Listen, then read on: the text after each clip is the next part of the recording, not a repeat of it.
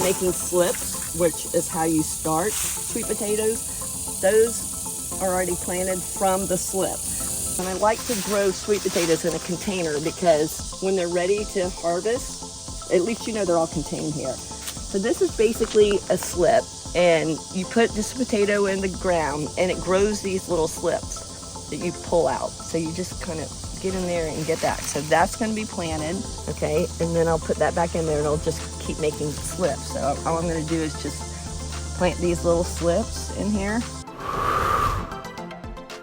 So if you remember, we put little baby slips down here, and you know, obviously they grow very quickly. I just kind of run the vines all the way through just to keep it off the ground so we can mow. Slips are basically starters off the potato. Once you plant the potatoes and you kind of care for the little babies, remember we harden those off, we plant them, and I give them shade until their little roots get long enough to where they can get water.